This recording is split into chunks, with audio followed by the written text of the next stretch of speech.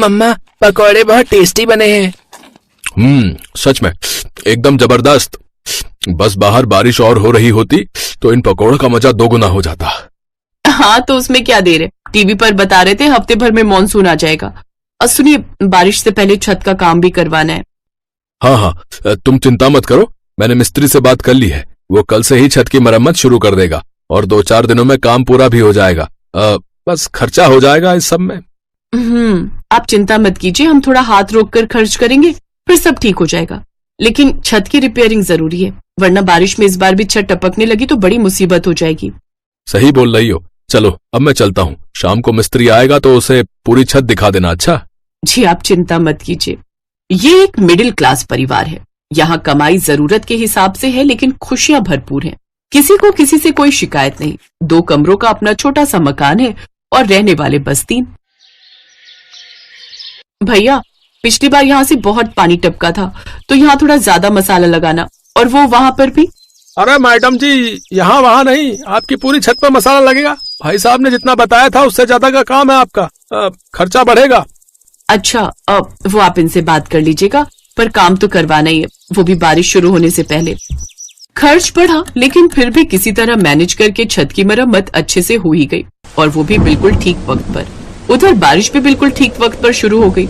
और फिर आहा, कितना बढ़िया मौसम है। मीरा, अब बनाओ तुम पनीर के पकौड़े, बिल्कुल वैसे जैसे उस दिन बनाए थे। हाँ, अब पकौड़े तो बन जाएंगे, पर पनीर के नहीं, सिंपल आलू प्याज के बना देती हूँ। देखिए, छत के काम में ना काफी पैसे खर्च हो गए, तो थोड़ा सोच समझ कर चलेंगे तो हमें ही दिक्कत नहीं होगी, है ना? ठीक है, आलू प्याज के ही बना लो, वो भी तो बढ़िया बनाती हो तुम। संजीव की बात पर मीरा मुस्कुरा दी और पकौड़े बनाने के लिए रसोई में चली गई। फिर संजीव का फोन बजा। संजीव ने कॉल उठाकर बात की और फिर वो भागा भागा रसोई में पहुंचा। अरे सुनो मीरा, पकौड़े थोड़े ज्यादा बना लेना। ज्यादा? लेकिन क्यों, कोई आ रहा है क्या? हाँ, शालिनी दीदी आ रही हैं, जीजाजी और शिवम के साथ। अच्छा, इस बारिश में? हाँ, बस पहुंचने ही वाले हैं। कमाल की बात है, चलने से पहले बताया भी नहीं। अब जो भी है, खातिरदारी अच्छे से करनी पड़ेगी। तुम जीजाजी का नेचर तो जानती हो ना। हाँ, ऐसा करो, आप थोड़ा पनीर ले ही आओ, फिर सिर्फ उन लोगों के लिए पनीर के पकौड़े भी बना दूंगी। ठीक है, तुम बाकी सामान की भी लिस्ट बना दो, मैं सब ले आता हूँ। शालिनी संजीव की बड़ी बहन थी, जो अचानक ही अपने परिवार के साथ उसके घर आ रही थी। बारिश में भीगते हुए संजीव सारा सामान लेकर आया और मीरा फटाफट काम में लग गई। और फिर कुछ ही देर में शालिनी अपने पति सुरेश और बेटे शिवम के साथ संजीव के घर पहुंच गई। पाए लागू दीदी, कैसी आप? ओह, भीग गए आप लोग तो। हाँ, अब क्या करें, कार भी हमारी एंड टाइम पर खराब हो गई, वरना ऐसे ऑटो से नहीं आना पड़ता। अरे आप लोग पहले बता देते तो मैं लेने आ जाता। अरे तो भी कौन सा फर्क पड़ जाता है? अरे कौन सा तुम्हारे पास कार है भाई है? आना तो फिर भी ऑटो से ही पड़ता ना, वो भी इस कीचड़ से होकर। हाँ रे संजीव, तू तो बोल रहा था कि तेरे यहाँ रोड बनने वाली है। अरे यहाँ का हाल तो पहले से भी बुरा हो गया। पता है, कोई ऑटो वाला इधर आने को राजी नहीं था। तेरे जीजा जी को 100 रुपए एक्स्ट्रा देने पड़े, तब जाकर माना ये ऑटो वाला। अब क्या कहूँ दीदी, कुछ महीने पहले सुना तो था कि रोड बनने वाली है, फिर बात आई गई हो गई। अब ये छोड़िए ना, मीरा ने गर्मा गर्म पनीर के पकौड़े बनाए हैं आप लोगों के लिए। और बताइए जीजाजी, फैक्ट्री का काम कैसा चल रहा है? अरे बहुत ही बढ़िया है, हमें तो सांस लेने की फुर्सत भी नहीं है, लेकिन क्या करें, तुम्हारी दीदी ने तुमसे मिलने की जिद पकड़ ली तो आना पड़ा, सब छोड़ छाड़ कर। हाँ, तो इकलौता भाई है मेरा।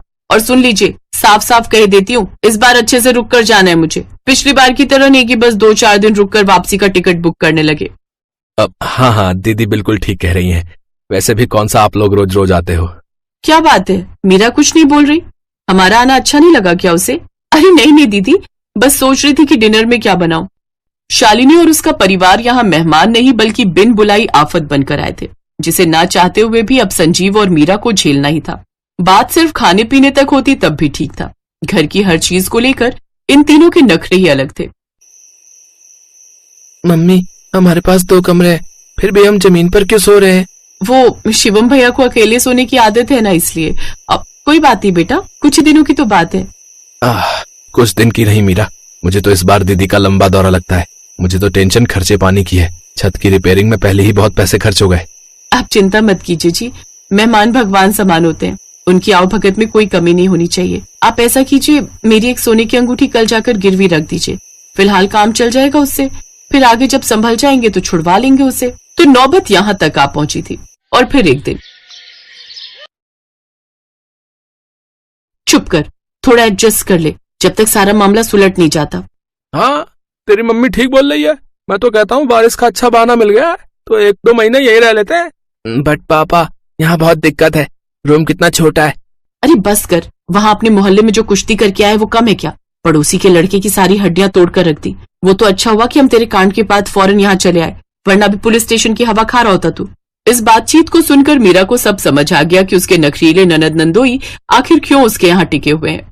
और फिर काफी सोचने समझने के बाद उसने इस मुसीबत का एक हल निकाला, जिसमें उसका साथ देने के लिए संजीव और शानू भी तैयार थे। मम्मा सुनो, बाहर पुलिस आई है। क्या पुलिस? पर क्यों? अब पता नहीं, सभी घरों में जाकर पूछताछ कर रहे हैं। लगता है किसी को ढूंढ रहे हैं। पड़ोस वाले शर्मा जी बता रहे थे कि कुछ मार पिटाई का मामला है। अभी बस हमारे यहाँ ही आने वाले हैं वो लोग। मम्मी अब क्या करें? हमें क्या करना है? जो करना है वो पुलिस करेगी और उसके साथ करेगी जिसे वो ढूंढ रही है। तुम क्यों टेंशन ले रहे हो भांजी जी? हाँ हाँ, हमें क्यों कोई टेंशन होगी। शालिनी, आओ जल्दी से सामान पैक करो भाई। वो फैक्ट्री से फोन आया है, फैक्ट्री से। हम अभी निकलेंगे। अच्छा। अरे ऐसे कैसे? इतनी जल्दी नहीं जाने दूंगी मैं आप लोग को। और फिर आप लोगों के टिकट भी तो नहीं हुए। हाँ हाँ जीजा जी, बाहर बारिश भी बहुत तेज हो रही है। इस मौसम में कैसे जाएंगे आप लोग? वो सब हम देख लेंगे भाई, लेकिन अभी हमें फौरन जाना होगा। अरे शालिनी, अरे जाओ भाई, मैं जल्दी से कैब बुक करता हूँ। चलो जल्दी करो। संजीव और मीरा की तरकीब काम कर गई। ये बिन बुलाए मेहमान जो महीनों टिकने का प्लान बना रहे थे, कुछ ही मिनटों के मेहमान बनकर वहां से भाग निकले। और तब जाकर संजीव और मीरा ने अपने ही घर में चैन की सांस ली।